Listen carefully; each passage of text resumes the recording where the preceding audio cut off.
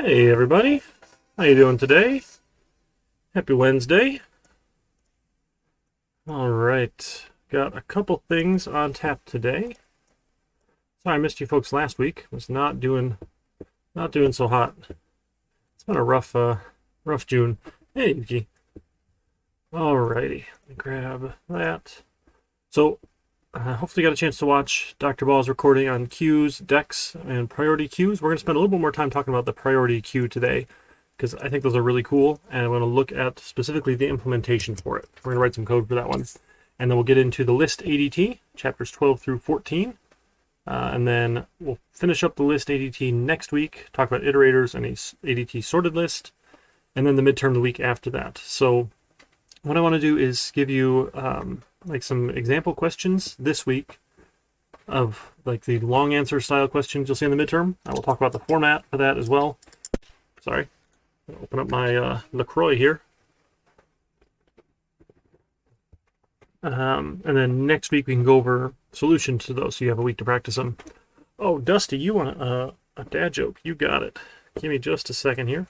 I actually just got a bunch of really good ones, but I just got a new phone, and like switching things over is really obnoxious. Let me see. And it makes new noises. I have to figure out all these new things now. I feel like the old grumpy person, like, oh, everything's changing, I'm mad. Let's see.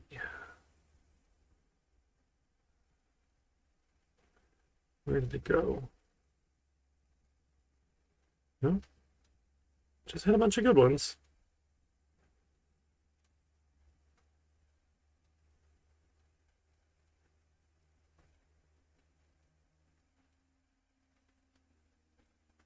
Where'd they go?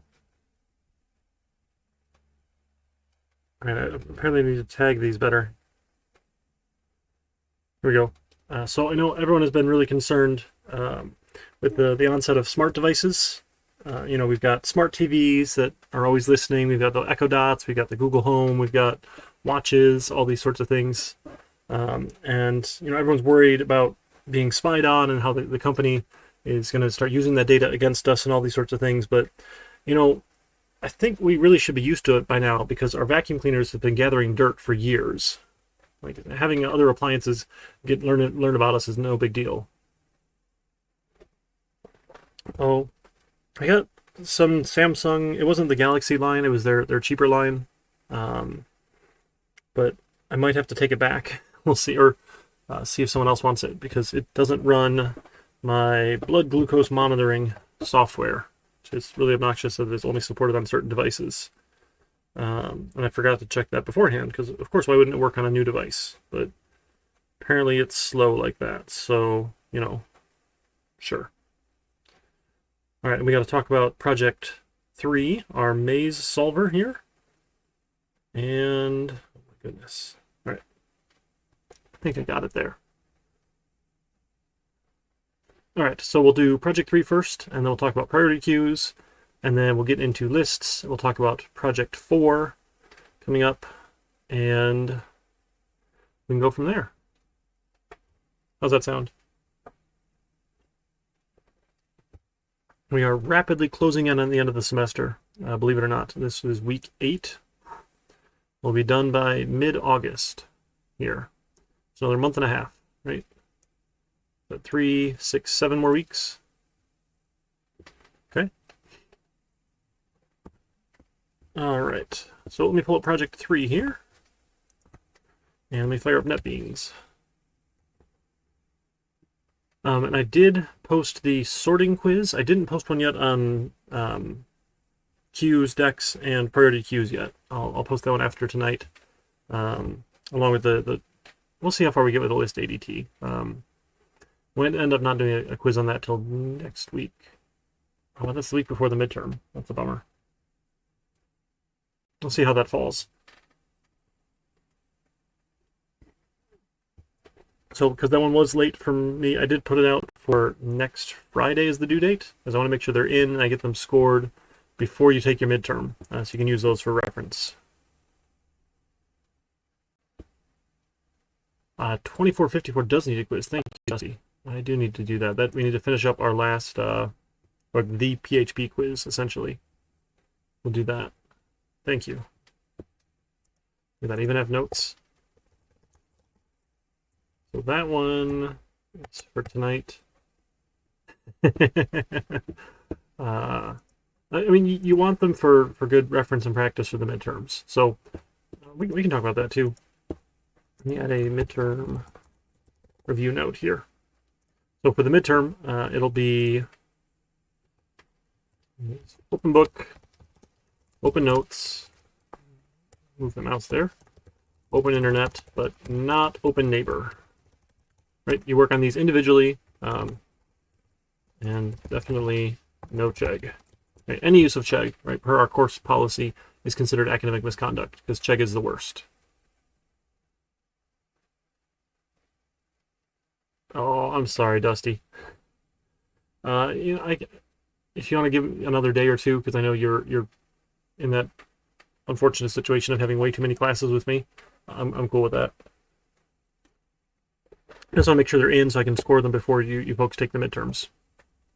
Okay, so it'll be 15 short answer quiz style questions at 1 point each. Okay, I know, Yuki. So if you need another day or two on those, that's fine. I can take them a day or two late. Yeah, it'll be fine. And then 3 long answer style coding questions. I know I hate asking people to code in under time pressure. So they're meant to be short. They shouldn't be anything super big or huge. That's like a project at all.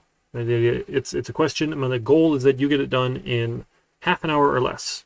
So that if it takes you twice as long as I'm expecting, then you still can do 3 questions in 3 hours and 15 quiz style questions in the remaining hour. So this gives you like 4 minutes a question for the short answer ones, an hour per question for the long ones. And again, I'm expecting half of that amount of time or less is kind of what I aim for there. So that's 5 points each. So half the exam is the short answer quiz style questions, and the other half is the long answer coding style questions. Okay? And, oh, it didn't save. I clicked away and it didn't save. This is, why? Okay. It's terrible software. Open book, open notes, internet. Work with a friend. Or use Chegg. Quiz style questions, 1 point each. 3 long answer coding questions, 5 points each. Update. There we go. All right, so I'm gonna. It'll open on July 14th. On July 14th, I'm gonna open it at midnight, and then anytime that you want to take it, that you have a 4-hour block of time, closes on. So anytime you want to click the start button, go for it between 12 and 11:59 p.m. You're okay. And it has a 4-hour time limit. So if you want to use our regular Wednesday evening slot, go for it. If you're a morning person, use the morning. If you're an afternoon person, use the afternoon. Whatever. I'm cool with any of that. Okay? So once you click start, you'll have 4 hours to click submit with this one. Click start. Whatever time is best. Meta Info. That's a cool name. Thanks for following along. Okay, and I'll give you some examples a little bit later here for these long answer style questions. What I wanted to do is open this one in the new tab. Blocked, of course. That's why it didn't work. It's links that aren't actually links.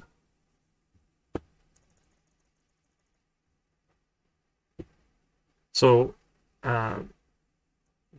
bags are not very interesting, but stacks are very interesting. Recursion is very interesting, and it's not sorting because that's not as fun.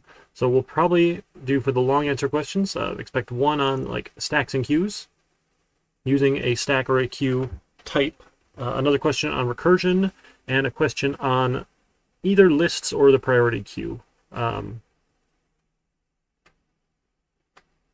Probably the priority queue. Yeah, we'll do that. Okay, so we'll do question on stacks and queues, question on recursion, and a question on priority queue for the long answer questions. And I'll give you examples of what those might look like a little later. So those will be like the 3 questions that you'll get will be like of that category. So one on stacks and queues, like using a stack and a queue to do something.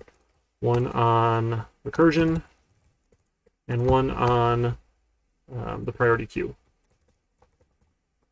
Priority queues. I don't know if that's plural or not. Okay, so we'll get to the list ADT later. We're still just kind of covering that one now, so I don't think we need an exam question on that one. No, sorry, this is the college course management system. Exclam class there in chat if you want a little more info. But this is our course here. I'm just doing lectures on Twitch because Twitch is much better than Zoom. There's one last project we'll talk about tonight that can contribute towards that overall project score in the course. But the final project is like the biggest, most weighty thing out there. So doing better on the final project will definitely help bring you up. Right, so we've got project 3. Yeah, I don't think I made any changes, did I?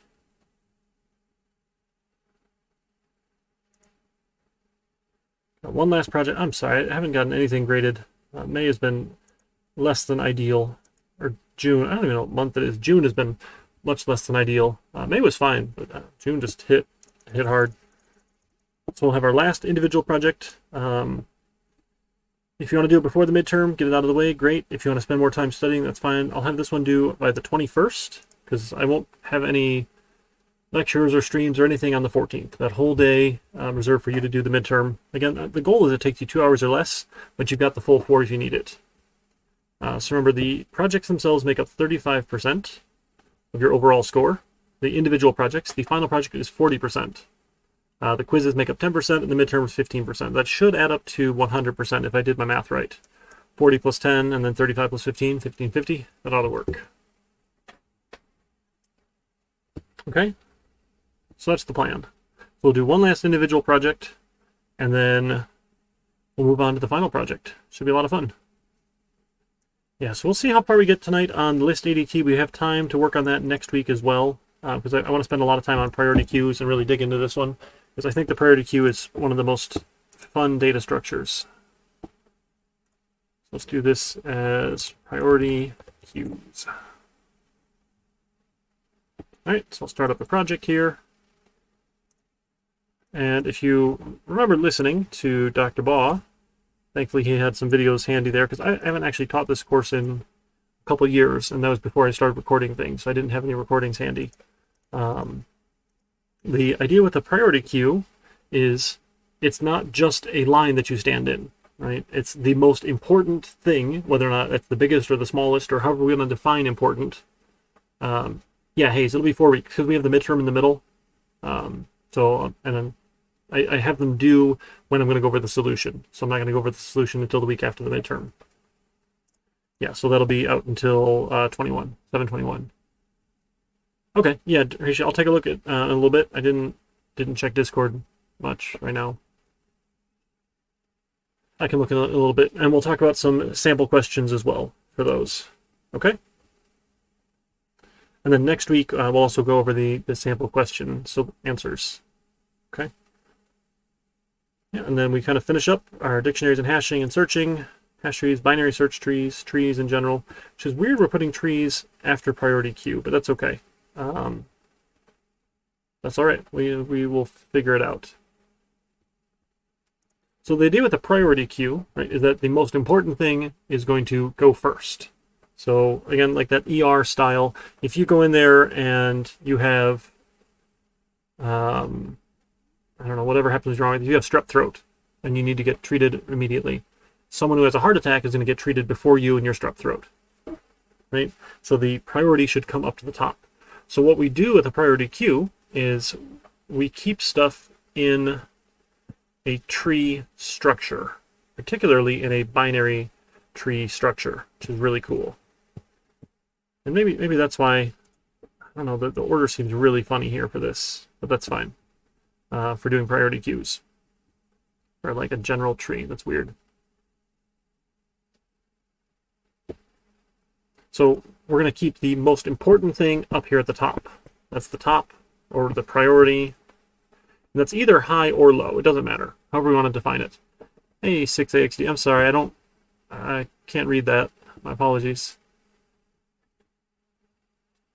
So when we add new items, we're going to add it somewhere in here, and we need to keep the correct position. So there's this whole process of how do we keep things in the correct order. So turns out someone figured out a while ago, with this sort of tree structure, we could do a thing where we had nodes. Right? This could be a node. It could have data in here, and it could have a left child and a right child, and then it could have a parent as well. You can have parents, you can have lefts, you can have rights, and that's a little bit tedious. We'll get to that when we get to trees, because it's useful for tree structures. But with this heap structure, talking about priority queues. Yep. So with the heap structure, the idea is that we want to be in this tree form, and we want every level of the tree to have as many children as it can. So each node will have 2 children. Right? So we fill up each level at a time. So we have levels of the tree. Right? This is like the 0th level, the 1st level, the 2nd level, on and on and on with the tree. And each level has 2 to the level nodes in it. So the 0th level has 1 node. The 1st level has 2 nodes. The 3rd level has 4 nodes. If you have more children, right, if each of these has 2 children, right, 2 to the 4th, I'm sorry, 2 to the 3rd here, the 3rd level, is going to be 8. If each of those have 2 children, then we'll have 16. Right, on and on, you see it just doubles every time, right, because we're doubling the number of children that can fit into each of these. So the idea with a heap is that we keep this form where each level has the max number of children in it, except the last one, and as we add children, we add it to the last position here. So whichever one is the next available child position, we'll add it there. That's my heap structure. So that's considered a full binary tree. Again, we'll talk about trees more later, but this is how we store heaps. Okay? And we're going to use this heap structure to store the data in a priority queue. And what's really cool is you can do that and where you keep this node and then the next 2 children node and the next 4 nodes, you can keep that in an array where every position here then, so like this is index 0, is the first node, the top node. Then that one has 2 children, indexes 1 and 2. Right? It has the next children. And then there's 4 children, 1, 2, 3, 4. These first 2 are these one's children, right? So this has 2 children, and then this one has 2 children. Boom, boom. And then there's 8 more. 1, 2, 3, 4, 5, 6, 7, 8. Or this one here, this one has 2 children, child and child. This one has 2 children, child and child. Right? So we can do this sort of pattern, and it turns out if you know your index, then, right, your parent will be your index divided by 2.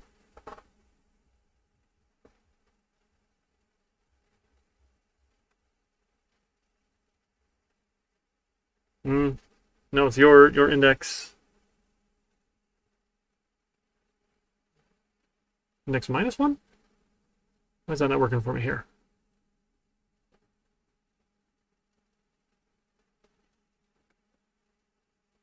I think it's index minus 1 divided by 2. We'll check it here in just a second. So that's for your parent. So at index 0, right, you actually don't have a parent. But for index 1, we get 1 minus 1 divided by 2 is 0. 2 minus 1 divided by 2 is still 0. Remember, we get this integer division. So for indexes 1 and 2, their parent here is 0. For index 3 and 4, their parent is index 1. So we get 3 minus 1 is 2, divided by 2 is 1. 4 minus 1 is 3, divided by 2, 1, integer division. Right? So we can find what our parent is that way. To find your children, you multiply by 2. So you take, so your left child is your index times 2 plus 1.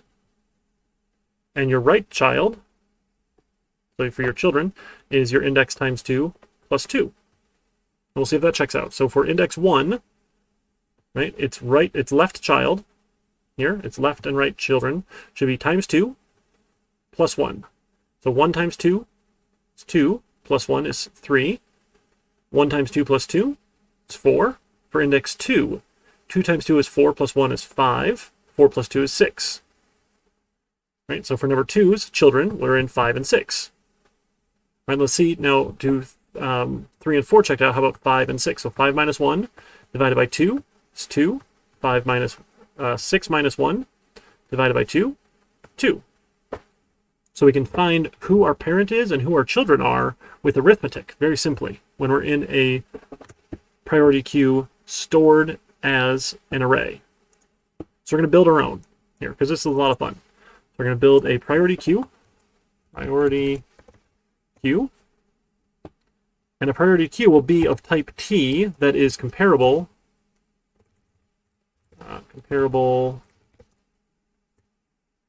what is it, T, question mark, that's comparable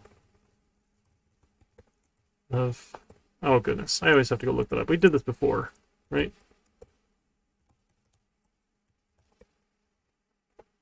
We did this one before, this comparable, right?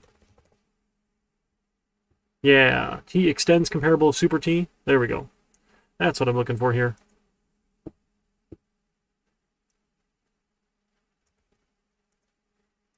That's that ugly thing.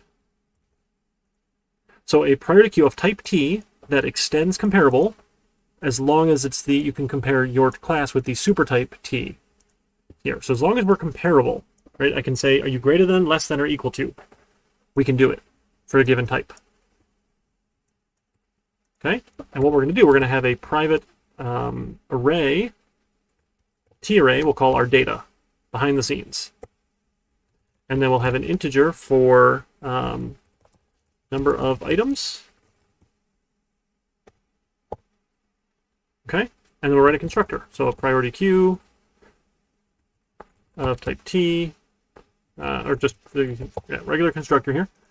My data then will equal a new T array of size. And again, you want to oversize these things. Remember, we looked at how long it takes to resize. If we have an array-based bag, it takes a long time. We need to do that doubling, right? Oh goodness, that's right. It's an object array of type T or something. We did all this when we did the bag. Yep. So a new object array, we'll just go size 10 of type T here. And then my number of items, that should be an S there, is 0. I have no items in my priority queue. What we need to be able to do is we need to be able to add an item. So we'll have a void, enqueue? Sure. Takes a T item. And then we're going to have a T, we could call it peak, I guess. Sure. And then a public T remove front or something. Remove first, I don't know, whatever we want to call it here. It has to remove a type T. We'll have an isEmpty. Public boolean isEmpty. Returns number of items equals 0. If we have no items, we're empty. So if we peek and we're empty, so if is empty, we're going to throw a new what's it, array or index empty, I don't know, empty. There's some sort of empty error here. Empty stack exception, that's not ideal, but empty. Oh, what is it here? Invalid. It's got to be a good one here.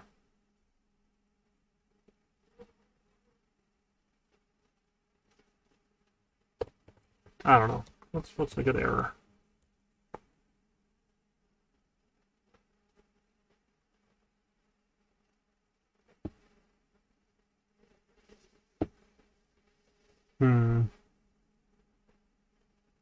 Illegal access error. Why not? Again, it doesn't really matter what we throw, but if we're empty, we do that. If not, we can return. Well, what's going to be the top here is going to be data at 0. Because we're going to keep that, that's the top item. Right? And we know the top item in my priority queue is at index 0. To remove the front, we're going to have to return this one here. We're going to have to do this cool process. So I'll show you that in a second. So we need the T item is data at 0. We do some swaps, and then we return the item. So this is a to-do fix me. You can remove, eventually we'll just give them back the item. We'll look at that swapping here in a minute. So to add something, we need to go put it at the back of our array. So we need to make sure we have size. So the same thing we did with our bag here. I think we did that with our bag. So our ADT bag with our bag array. Right, we had this increase capacity method here. Increase capacity. Here we go.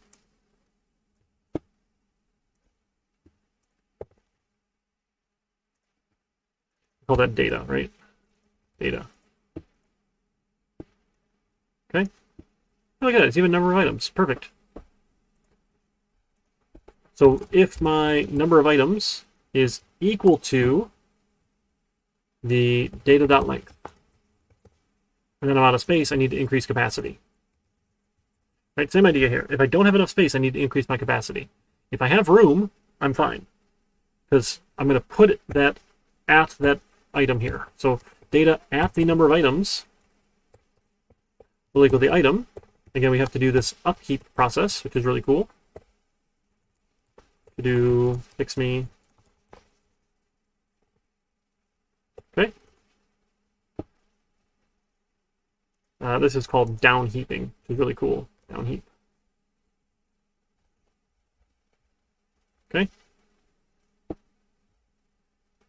Right, and that's essentially the priority queue.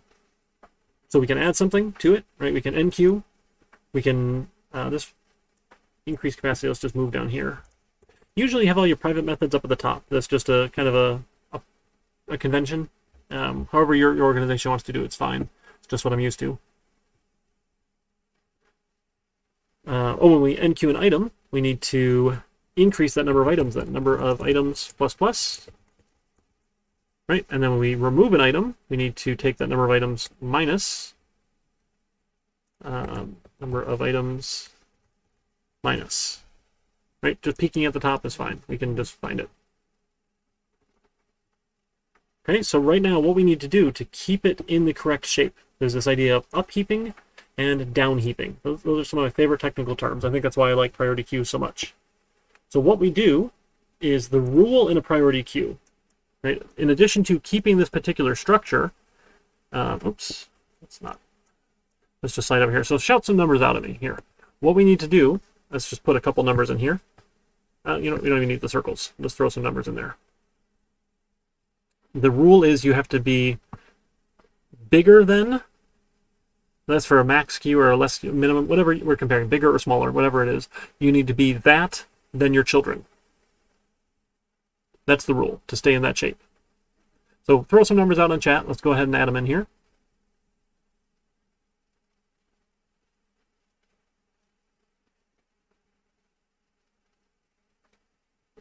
Three, all right, so 3.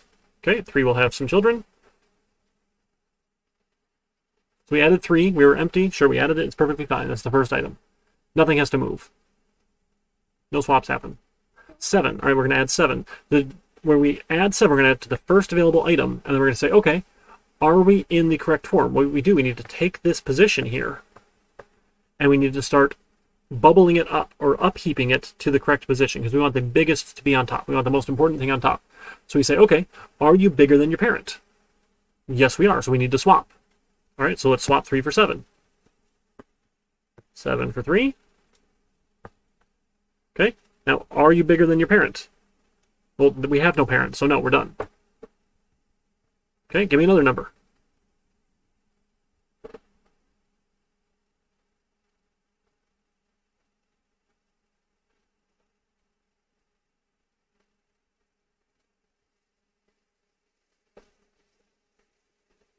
$25. All right, so we'll put 25 in the next available spot. We'll say, are you bigger than your parent? Yes, we are, so swap.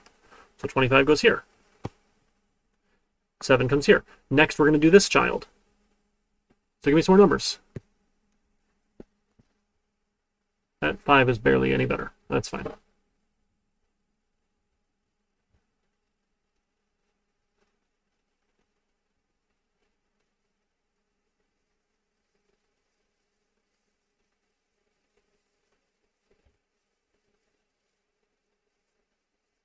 Okay, 10 goes here. We say, are you bigger than your parent? Yes, we are, so swap. 10 goes here. 3 goes here. Are we bigger than our parent? No. We're good. We're in a good form. All right, next available one goes here. 4. 4 goes here. Are we bigger than our parent? No. We're fine. Next one goes here. 16. Are you bigger than your parent? Yes, we are, so swap. 16 swaps with 7. Is 16 bigger than his parent? No, we're done. Next one. Next one's going to go here.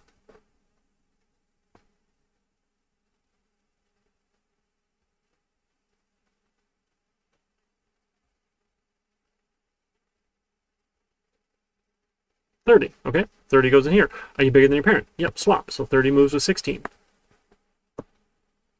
Is 30 bigger than 27? 25. Yes, it is. So 30 goes up to the top. 25 goes over here.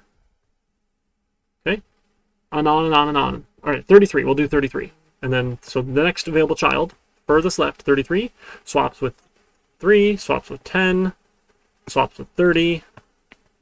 So 33 is now up at the top. Okay. Now what we do, when you go to remove an item, so that's the upheap process, is you just keep upheaping until you're in the correct position, until you are no longer greater than your parent. Okay? So now when we go to remove something, if we want to remove 33, what we do is we grab this one here, we're going to hold on to it, and we swap it. We put the last item here into its place. So we're going to put 3 up at the top here. We're going to hold on to 33 for later, and then we get rid of what's down here. Now what we start doing is we start down heaping. Now down heaping, the rule with down heaping is you swap with your largest child. So which one is larger, 30 or 25? Well, 30 is largest. We're going to swap with 30. So we're going to put 30 up at the top, 3's here. So are we larger than our children? Do we have a larger child? Yes, we do. So we need to swap again. So we're going to down heap here with 10. So 10 swaps with 3. We're good.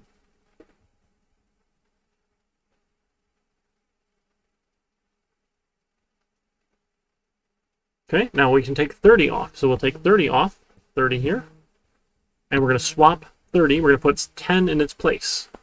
Oh no, 16, sorry, 16 in this place. Goes over here. We get rid of this child. So we take the last item. And then we just need to start down heaping. We're going to swap with the largest child. So we swap with 25. 16 goes here. 25 goes here. Is 16 bigger than its children? Yes, it is. There no more down heaping needs to happen. We're done. We took 30 off. Okay, so that's the upheap and the downheap process. So let's do upheap. Okay, so for upheap, that's a private method.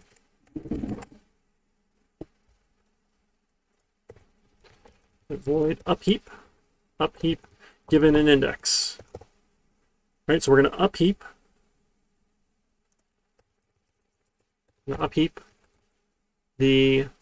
We want the index it's at currently. So before I increase number of items, I want to upheap.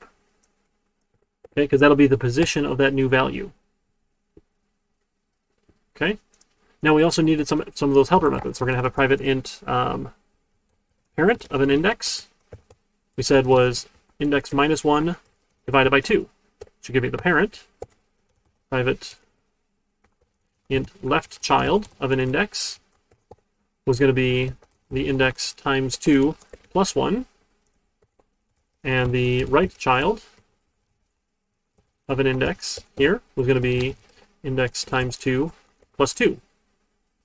Okay, so to upheap then, right, we need to see, hey, we just put ourselves in at the last position, right, when we went to add an item. Now we need to see, are we bigger than our parent? So if the data at index is greater than, and really we can't use greater than, right? We have comparable. So we need to use dot compare to. Dot compare to the data at parent of index. And if that is greater than 0, right? Because compare to, remember, compare to gives you positive if it's bigger, 0 if it's equal, or negative is less than. So if this one compares larger than the parent, we need to swap. Right, so I'm actually going to write a little helper here too, a void swap. An index to swap with. So we're going to say a t, what is this? The temp is data at index, and the data at index is going to be data at index to swap, and then data at index to swap with is going to equal the temp. Right, so if we are larger, we need to swap the index with the parent of the index. Then we upheap at the parent. So we probably want an int for parent here. There we go. How about parent index is the parent of the index? I like that. That's pretty. Then we don't have to say it 3 times. And this is why we need to study recursion first, because this is a recursive call. We just keep on going and keep on going and keep on going and keep on going until we get to where we're done. And, you know, this is actually going to stop, because when we get to 0, when we get to the first item, 0 minus 1 is negative 1. Negative 1 divided by 2 is 0. So is it ever going to compare to greater? Right? No, it won't. So when we get to the top, when we have no parent, it thinks its parent is itself and will never compare to greater. We'll just be done. So that's it for upheaping. Right? Get the parent. If we're greater than the parent, swap, and recurse with the new parent index where we just swapped to. Okay? Just keep on going. That's upheaping. Downheaping is a little trickier here. Okay, so that's the upheaping. Then for downheaping, when we remove items, right, we're going to, we took the front one, right, now we need to replace the last one. So the number of items is, that index doesn't have anything. So I'm going to take it down by 1 first, and I'm going to say data at 0 is equal to data at number of items. Right, that does the swap, and then data at number of items is null, right, we want to null that out, empty it all out.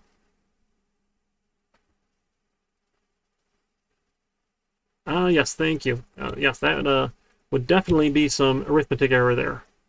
Thank you, Iron Maiden. You get like 50 bonus points for catching my mistake there. Thank you. Okay, so we're going to take the first thing and put the last thing there. So remember the number of items. If we have one item, there's only something at index 0. Okay? So we'll take that last thing, we'll null it out. Okay, then we need to start downheaping. So we're going to call downheap on 0. We need to write our downheap method. So private void downheap of an index. Okay, downheap says if we have children, swap with the larger one. Because once we get down here, right, once we started downheaping, 3 got down to here. 3 doesn't have any children. Once we were downheaping 3, right, we were done. That was it. So if we have children, so we're going to say if left of the index is less than or equal to the is less than the number of items. I have children. Right? If I have a left, and that index then is less than my number of items, because I can always calculate left. I'm sorry, left child. If that's less than the number of items, great. I've got that value. Okay?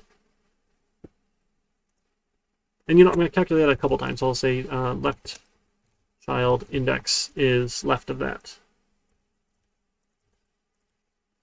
Because if I don't have any children, I'm done. Well, thank you for the posture check reminder. Let me grab my little board here.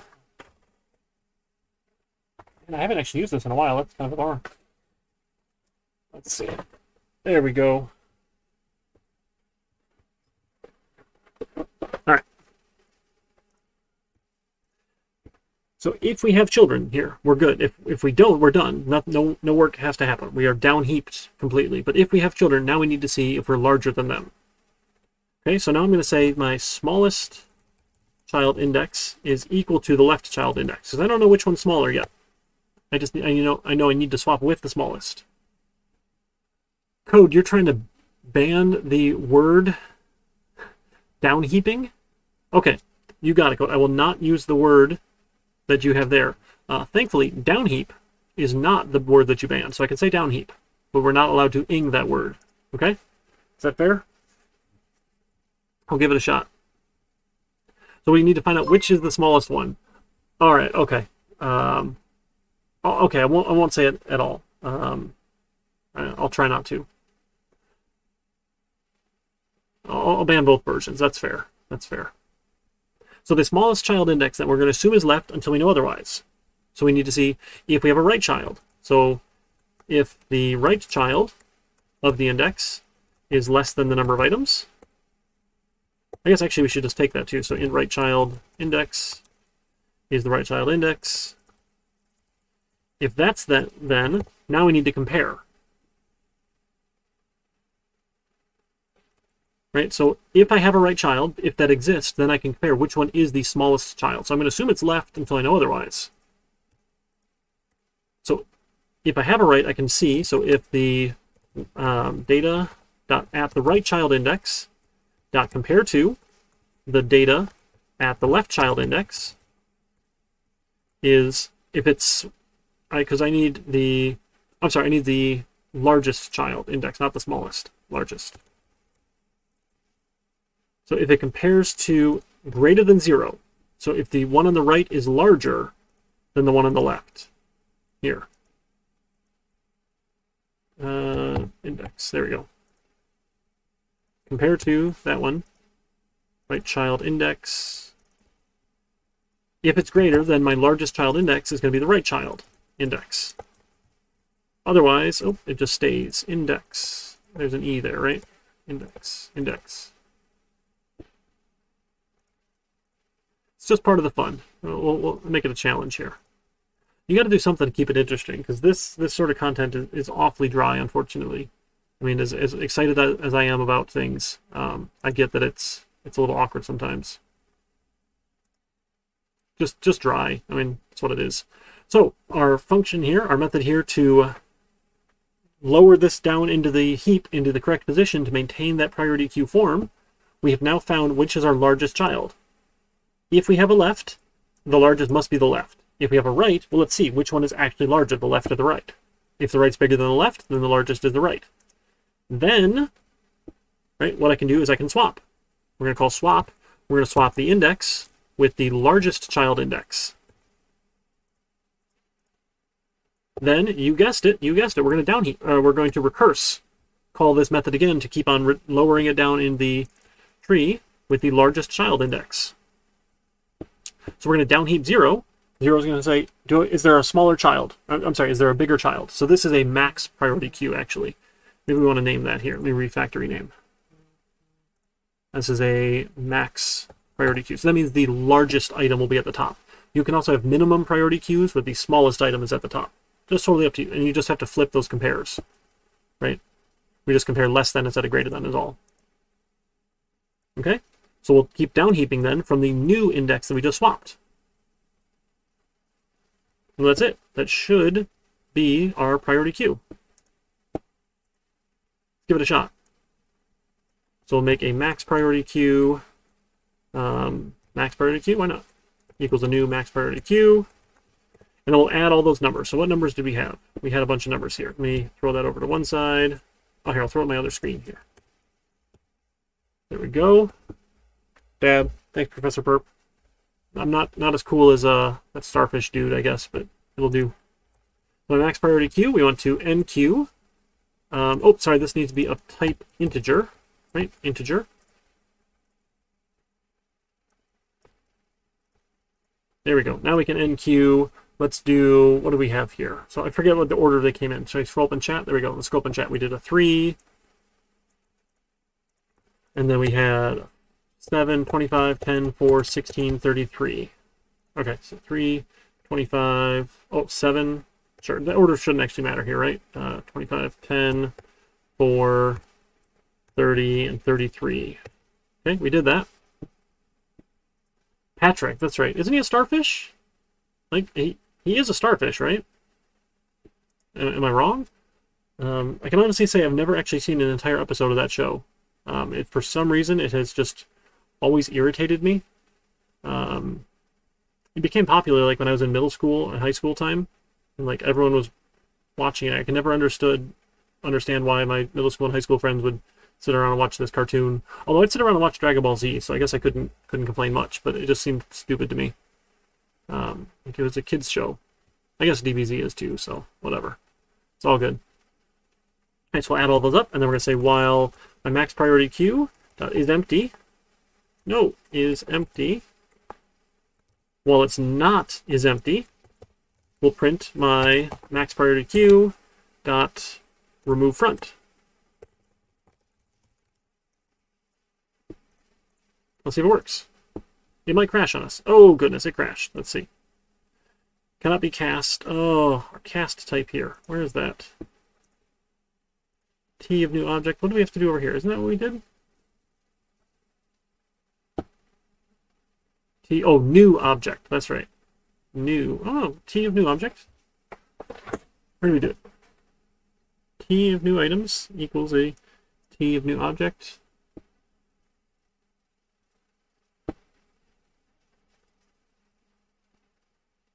Huh. I'm confused. I feel like we did that, right? Oh, because it's not comparable. T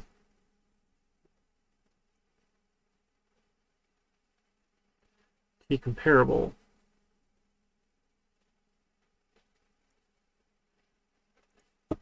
Is it with that? No, shoot.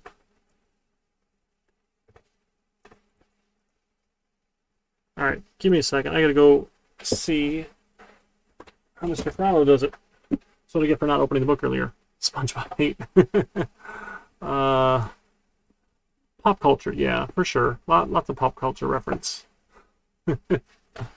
I guess. It's just never my thing. All right, there's lists. There's priority queues. There we go.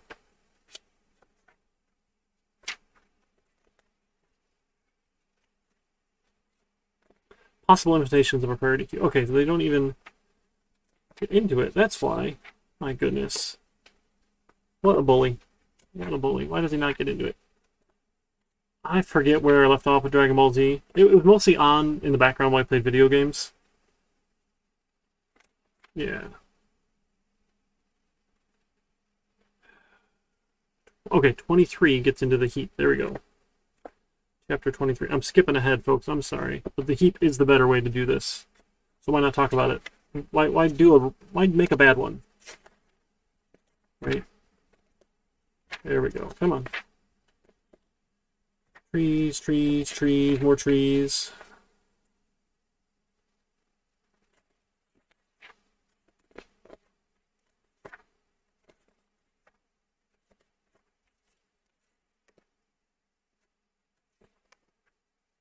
Maybe that's it.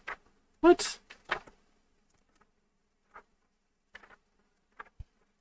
What drives me nuts, folks? Drives me nuts.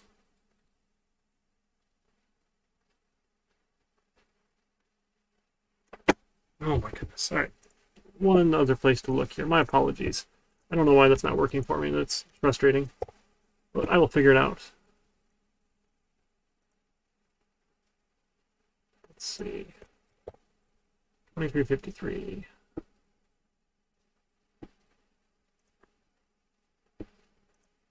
There we go.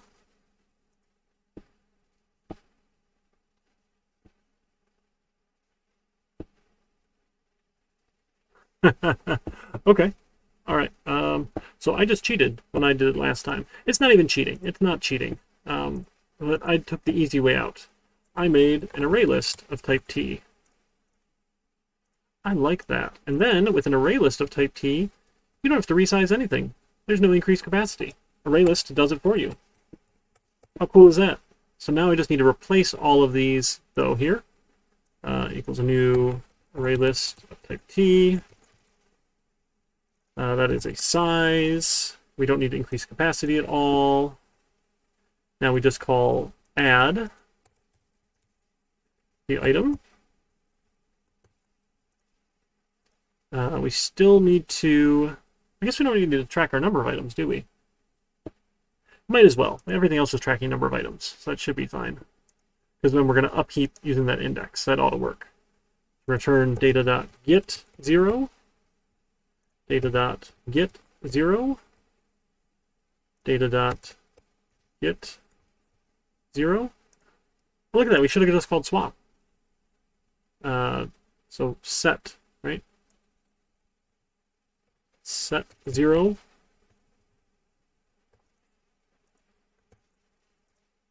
To data.get the number of items.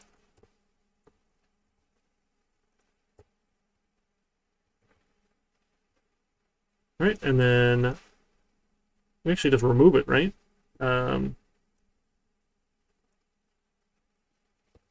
Remove.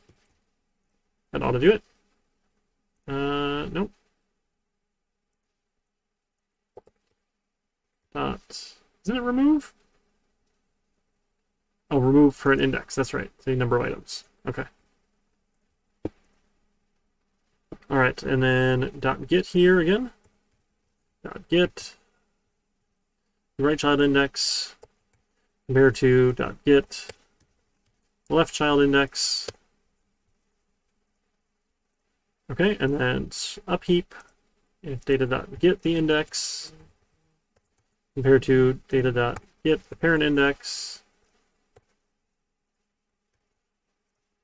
Okay, and then swap. Here we go. .get index. Get the index. Data. .set the index as data.get that one.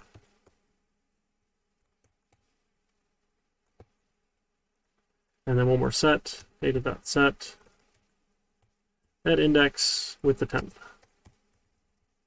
You know, does data have a swap already? As an array list? There is no swap, is there? Why is there no swap? Why would there not be a swap? Seems like so common. But sure. Alright, there we go. There we go. So now we just cheat. We don't have to deal with any of that array stuff issues because we have an array list. Array list.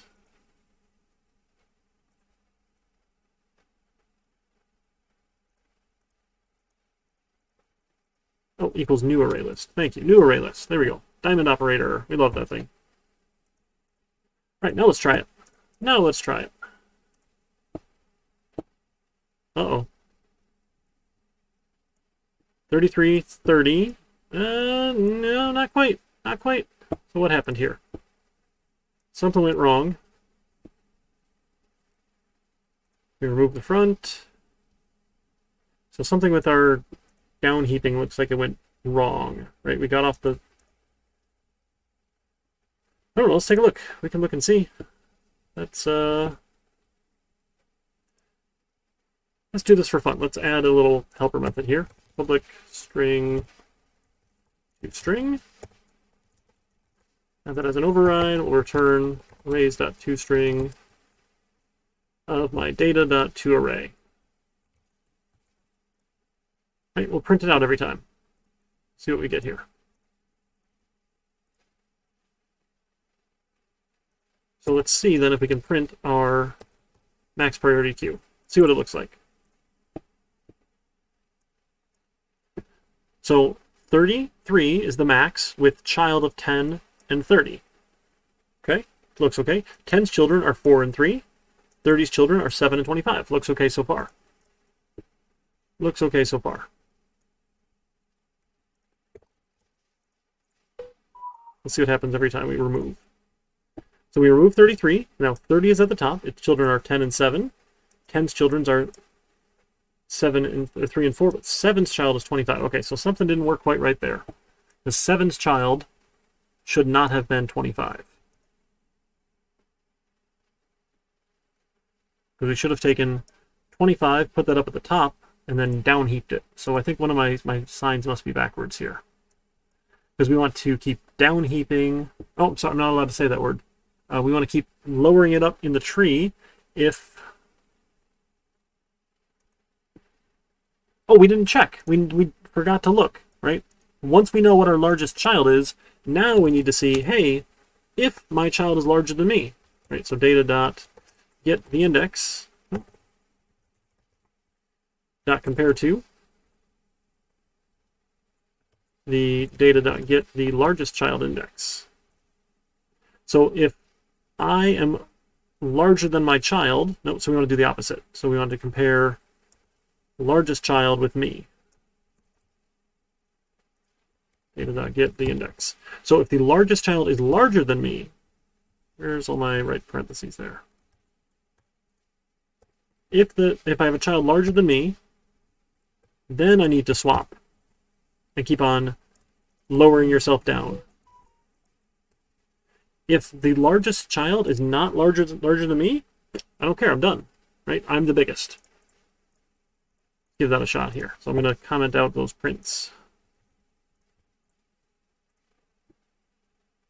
Yeah, look at that. 33, 30, 25, 10, 7, 4, 3. It worked. Now what's really cool about this, when you look at priority queues and you look at performance here. So the one in the book, the like potential one is awful. We don't want to use that one. Again, I don't know why they look at those options, because they're terrible. So in terms of performance, because each level, remember we talked about how many children are at each level? Let's see here. Where did that one go? Over here somewhere. Where did it go? Is your 2 to the n. I missed it. Hey horse, how you doing today? Right? Oh yeah, 2 to the level number of nodes. So if you have so many levels here, right? So we'll look at total nodes, we'll look at levels. Also, it's considered the height of a tree, and then this is total nodes here. So with a 0 or height, I guess we want to call that height. The height of a tree is how many levels it has. We have 1 node. When we have 2 levels, we have 3 nodes. We have this, we add 4 more, so we have 7. We have 3 levels, we add 8 more, so that's 15. We have 4 levels, we add 16 more, so that's 31. You'll notice this is 2 to the height plus 1 minus 1. So you take 2 to your height, and then you subtract 1 from it, because it can store double the number at each next level. So the sum of all the ones above it, right, is 1 less than when you double. Right, so at 5 levels, it is 63. Right, you're doubling and adding 1 each time? That sound right? 3, 7, 15, right? On and on and on. So the most operations that has to happen, because this grows exponentially, right? That's a quick exponential chart. If you think back to your algebra here, right? That real exponential, real quick. So the number of levels that you have, right, in terms of how many items you have, the more n you have, the number of levels grows the other way. So if we're looking at a chart of, if this is levels or height and this is number of items, right? Actually, there's no negatives here, just levels or height. Right? It grows like that, right? That's a logarithmic curve. So to add something, the worst possible time it's going to be is log of n. To add an item, O of log n. To remove an item, again, it's O of log n. To do that process where we swap the last and we just lower it down in the tree until the level it belongs at. That's the worst possible case, right? It might take a little bit less. So we get some really fast performance here for add and remove. And we're sorted.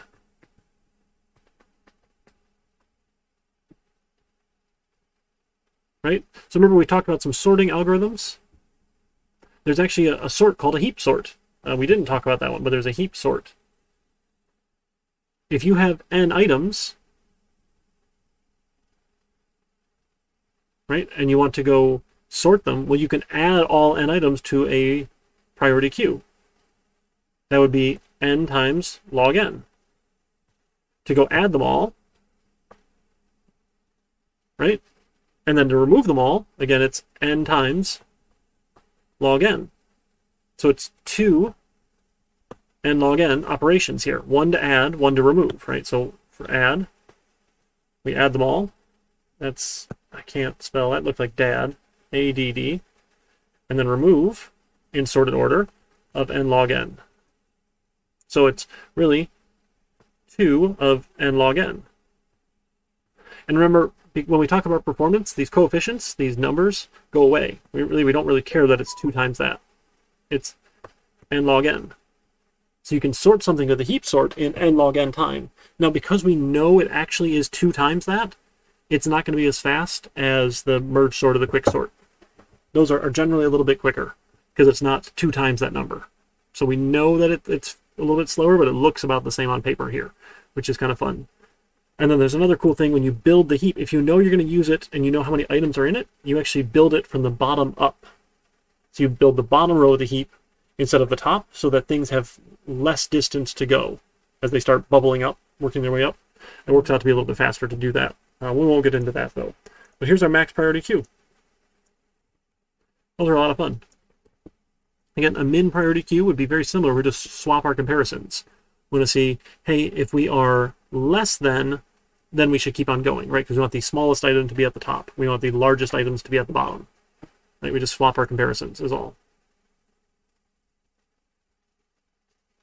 Okay? I forgot this little shortcut here was awesome. Doing an array list of that type.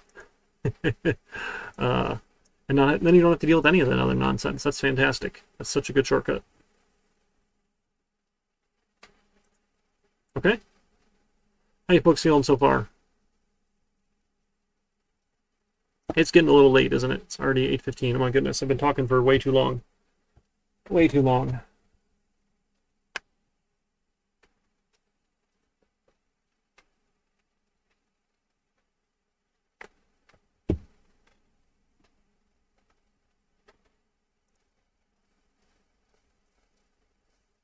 Yeah, I don't know why they would, I mean, we could write this with sorted lists, but we haven't gotten to sorted lists until next week. Now, the order in which Mr. Cronel covers this stuff is kind of confusing. My apologies. Feeling amazing. Awesome. Awesome. We didn't get to lists yet. And there's a couple chapters of lists, 12 through 16, a bunch of different ways of doing lists, which are really neat. The sorted list is actually pretty easy. That portion's not so bad at all. Iterators are interesting, but so we got to talk about some sample midterm questions. And, you know, I think we can leave a lot of the list ADT until next week. Does that sound okay?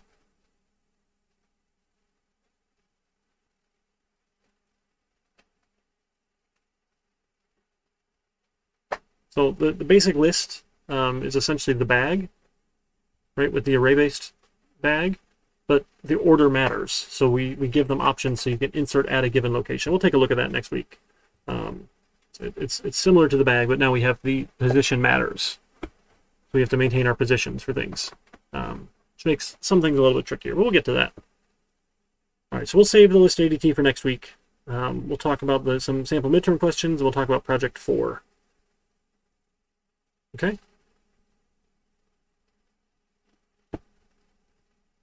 That's like a good plan? All right, so let me come back to here. A midterm review. All right, awesome. So question on stacks and queues. Give me 1 second. I need to go grab that one.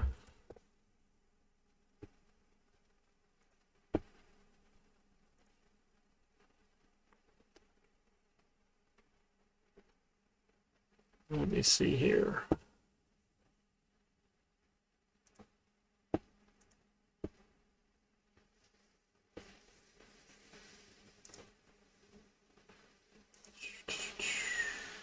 Yeah, that's right.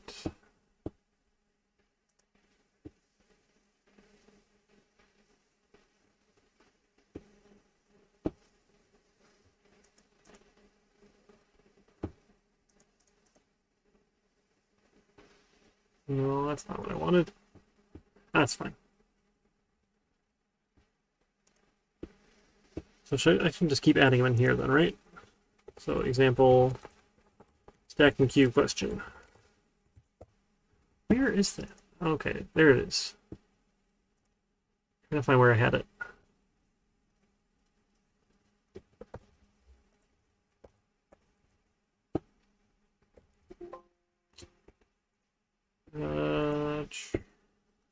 Wrong one.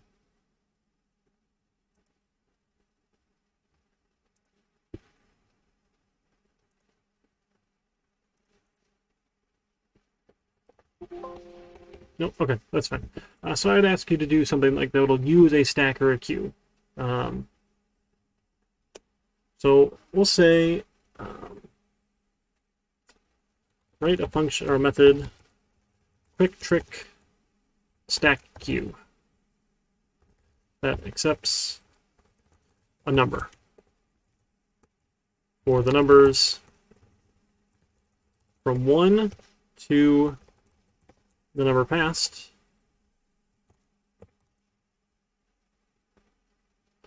Put them into a queue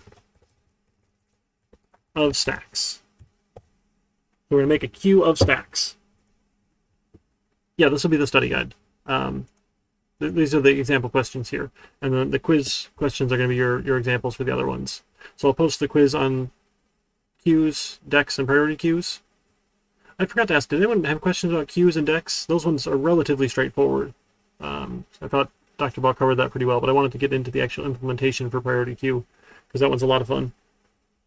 All right, so quick trick stack queue accepts a number for the numbers from 1 up to the number passed, including 1 up to and including the number passed, put them into a queue of stacks. If the number is prime, let's start from 2, right? Because create a new stack, put on the queue. Then add the number to that stack.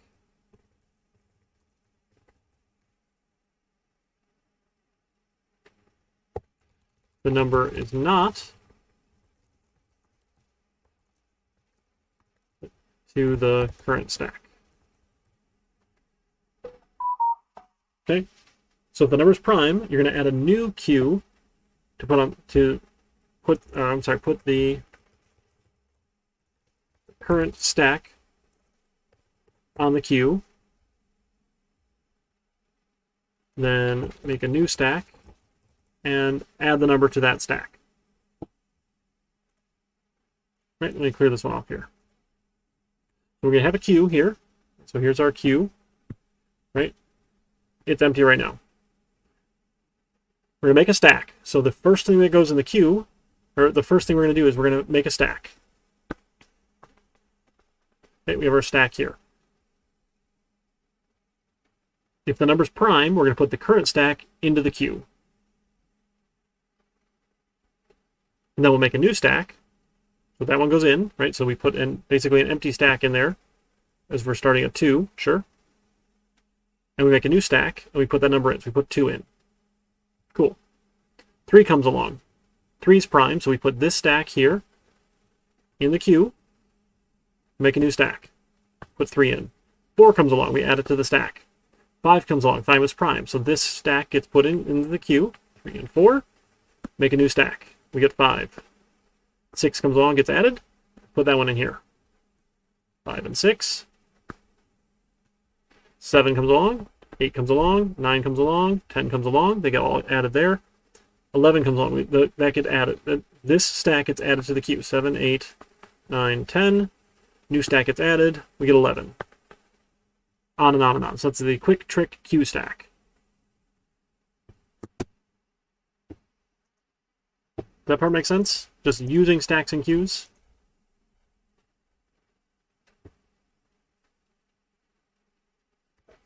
So figuring out if a number's prime or not, I'll give you a function for that, or because you just Google it, right? They're easy enough to Google to find out if a number's prime, that sort of thing. So ask you to do something with stacks and queues based on if a number's prime or odd or even or all sorts of nonsense. You know, divisible by certain things, something like that. So an example recursion question. So to do something with recursion, we might say,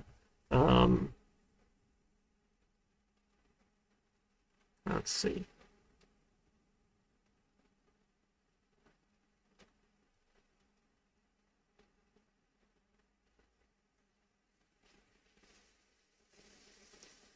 Let's do this. So we're going to write a function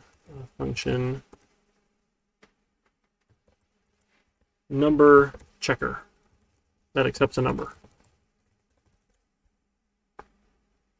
Okay. If the number is even, okay, add 1 and recurse with the new value. Recurse. Nope, not recurve. Recurse. Recurse. Is that not a word? Spell check doesn't like it. If the number is divisible, I'm sorry, so we're going to print the number. We're going to print the number. If the number is even, add 1, recurse with the new value. If the number is divisible by 5,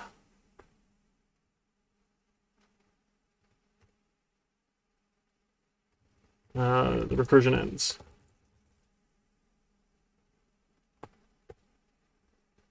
If the number is odd, double it.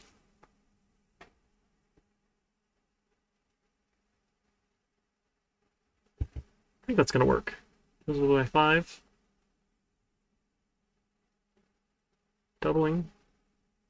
I think that's going to work. I'll double check that. I'll make sure that one works here. Just a silly little recursive function here. Double it and recurse.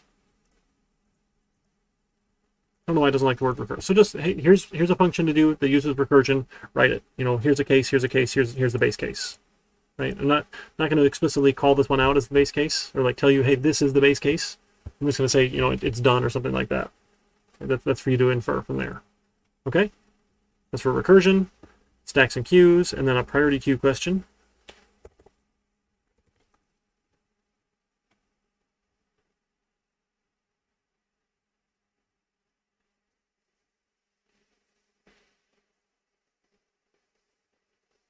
Yeah, so next week, I'll go over answers to some of these ones for you, for these ones here. You'll get questions similar to this, right? So the idea is that this takes you half an hour or less. Ideally, not even half an hour, right? But I want to make sure, I know coding under time pressure is just awful. And in the real world, you have deadlines for things, but it's not, hey, sit down and then in 2 hours do this thing. So I don't like giving large questions on exams, but, you know, we have to have something. Okay?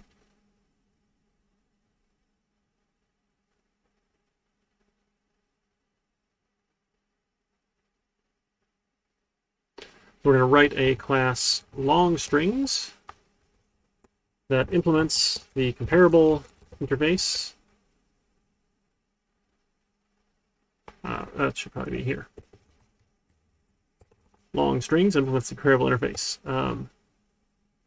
Long_strings should have a private value, private attribute for, I don't know, message.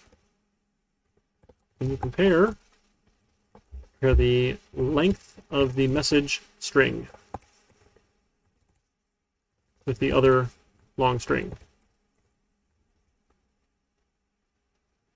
Ask the user for 5 sentences. Add 1 or create a long string out of each sentence in a priority queue.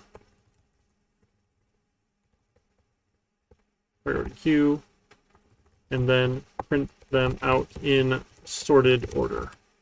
So if when you compare, you're comparing by the length of that message string, right? We're going to be comparing these not by alphabetical, but by the longest one, right? So the longest sentence should be at the top, and the shortest one should have fallen down to the bottom through that process that shall not be named.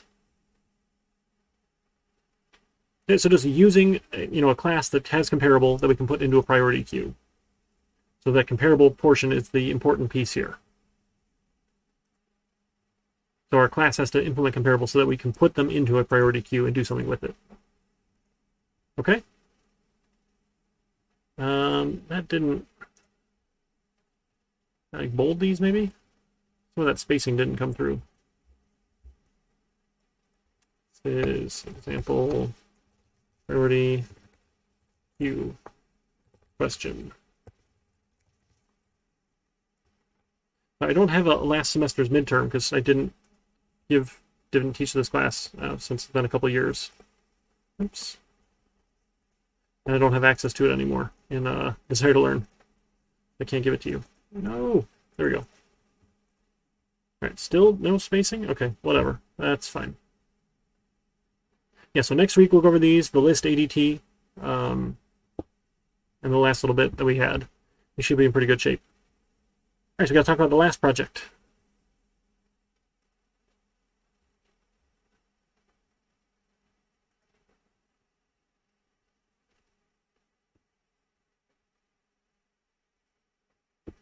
All right, so project 4. Oh, no rubric yet. That's right. And then this was going to be due in 3 weeks because we have the midterm on the 14th, so not until the 21st at 6 p.m. So we project 4, new project. How much was that last one worth? I gotta double check. How many points was it?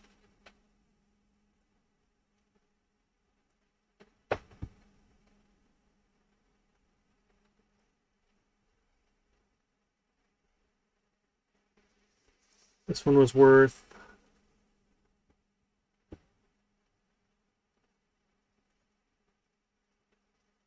20 points. Okay, cool. So we'll probably look at like 25 points for this one here.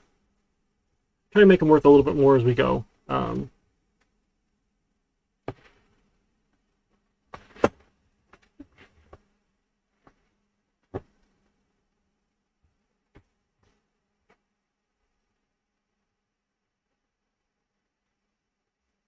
All right, so we are going to write a little simulation. I forgot to get you that classroom link. One sec. Let me get that classroom link here.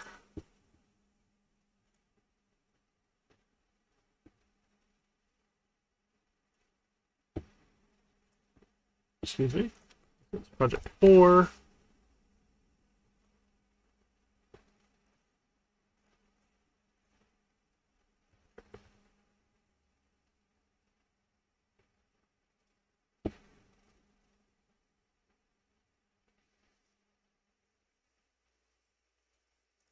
It's that one.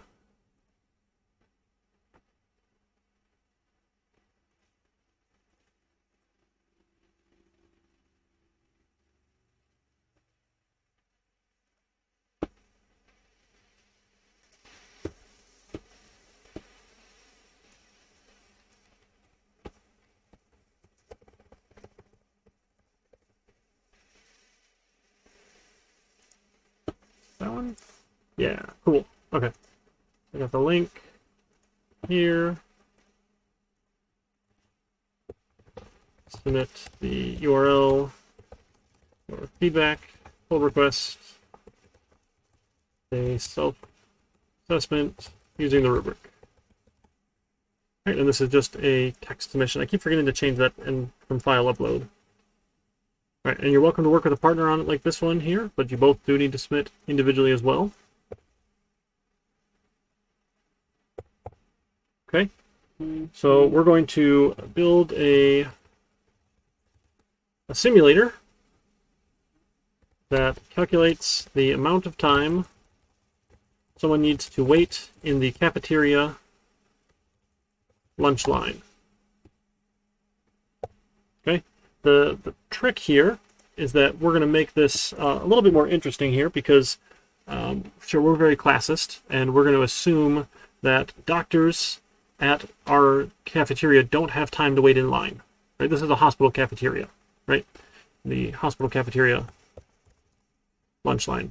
So this is going to use some sort of line mechanism, right? Some way of structuring this so that when a doctor gets in line, they get shoved up to the front of the line to order first, and all the other nurses and technical staff and everyone else gets pushed back. Which, I mean, really, nurses should have the priority in the line because they've got to get back. But sure, yeah, we'll say that. We'll say that. We'll do that. So nurses get to the front of the line. Everyone else goes behind. Or maybe we should have some sort of pecking order, right? Then doctors. Then I don't know who else. Who else do we want to pick on? Everyone else. Sure. The nurses go in front, and then doctors, and then everyone else. Yeah, no, that's perfectly fine. So with these ones, yeah, you can partner up and have the exact same code. You can collaborate that closely if you'd like. But I do need individual submissions. If you don't submit individually, D2L doesn't tell me to grade it. And as you can tell, I'm bad at that already, so I need all the help I can get to be reminded to grade these things. Okay? So what we're going to have is we're going to have this sort of clock loop running. So like in a loop that tracks the time. Allow the person in front to order their food. Okay? So we're just going to do something basic here. This will be like maybe Subway style here. So we're going to imagine this is a Subway style system. So once you order, it takes 1 minute plus 1 minute per topping. Generate a random number of toppings. From 0 to, I don't know, like 5 toppings. It doesn't matter too much. We're just going to have some fun with it here. So you'll say, hey, I want this sort of sandwich here. And you either want 0 toppings, 1 topping, 2 toppings, 3 toppings, 4 toppings, or 5 toppings. And it takes 1 minute per topping to get your sandwich. We're trying to see how long this takes. Okay? For people to get their food. You know what? Maybe we should say, yeah, that's fine.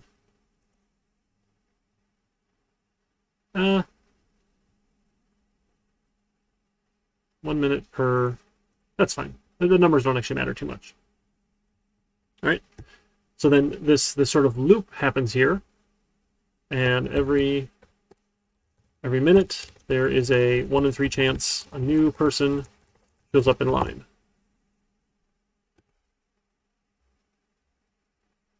Yeah, Yuki, that's good fortune there, right? So we'll say every minute here. So this loop is like here's minute 0, here's minute 1, here's minute 2, minute 3, minute 4, minute 5, on and on. We'll see who's in front. They'll order their food. They'll order a sandwich, and then we'll find out how long it takes to get their food, right? How long they waited. So when they show up in line, we need to track the time they arrived. Once they get their sandwich, track the time they received it. Okay, person shows up in line, a random worker type nurse, doctor, or other.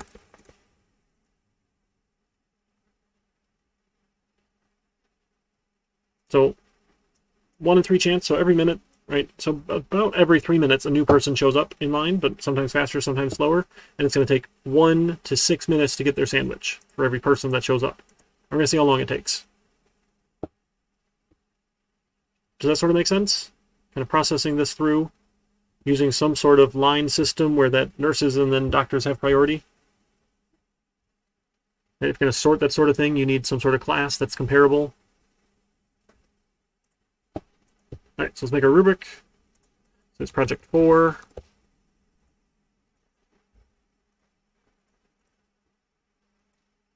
But it's missing, or it's complete. So we have a worker class that is comparable, that nurses go first, then doctors, then everyone else. Doctors, right? So that worker class that has to be comparable so that we can compare them of their type, right? And if we're using a max queue right now, you can change it to a min queue if you want. We're using a max queue, right? Nurse should be the max, and then doctor, and then everyone else. Right? When we do that compare to, right? We use a priority queue. Priority queue to have workers enter the lunch line. And we use a time loop to track actions every minute.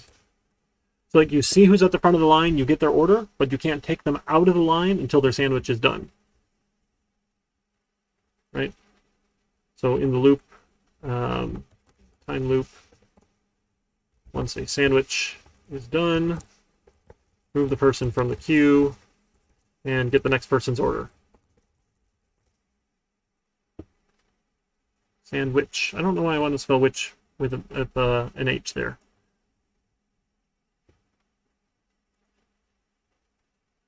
Right, and then a 1 in 3 chance of new workers entering the queue. All right, is that all everything we had? I think that's the 25 points there. So the worker class that's comparable, our priority queue that tracks them using that time loop that has this every minute something happens here, whether or not we're taking their order or we're working on their sandwich. We only have one person working this place, or maybe we have someone at the cash register, and that we're not going to count, right? But we're going to take the order and make their sandwich. And then that's done, we'll take the next person's order and make their sandwich. Okay? Our time loop, once the sandwich is done, we remove the person from the queue, get the next person's order, and then new people show up every so often. Okay, so we're going to run this. Oh, that's right, at the end of it, that's what we wanted to do. I'm sorry. I messed that up. I'm going to run this for, I don't know, 120 minutes and see the average wait time for each worker type. That's okay. That needs to be the last portion of that rubric there. So let me go add that. I mean, it's like every minute it's happening. If you're, yeah, there's ways you could kind of jump that along, I guess, if you wanted. But every minute you need to check to see there's a 1 in 3 chance a new person shows up. So it's hard to just say, hey, I'm going to take your current time plus your sandwich time, and it just happens. You need that loop to be happening here.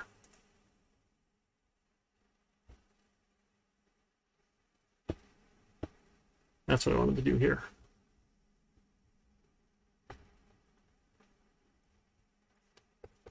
So that 1 in 3 chance a new worker showing up is part of that time loop, and then just removing them in the correct order is all part of one. Okay, I like that. How's that sound, folks? Does this sound doable? Work with your learning partner if you want. So that worker class, comparable nurses, then doctors, and everyone else are priority queue, so they enter. We use the time loop, 1 in 3 chance of new people showing up with a random worker type.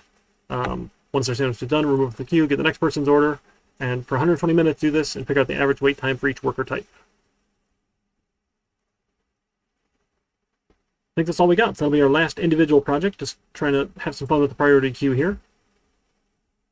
And these overall scores are so annoying.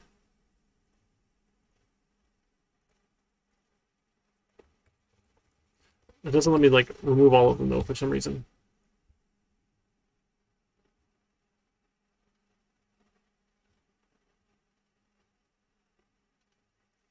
All right, so I'll post that quiz tonight for priority queues, and decks. The last individual. Yeah, the final project is a group project. Yes, it is. I mean, it doesn't have to be, Yuki, but I definitely would recommend you work with a partner. You'll likely get a better result working with someone else when you work on a project together. Okay?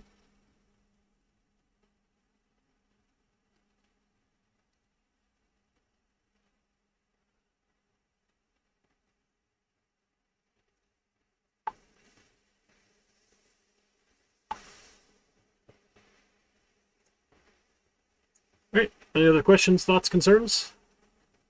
If not, I'll get to working on actually grading your stuff. Apologies for the delay. I'll make sure I've got all your quizzes and stuff in before the midterm, so you can use those for reference. Now we can go see hostess on Twitch and pester them. Been talking for a while. Oh man, we should probably take a break. That's okay.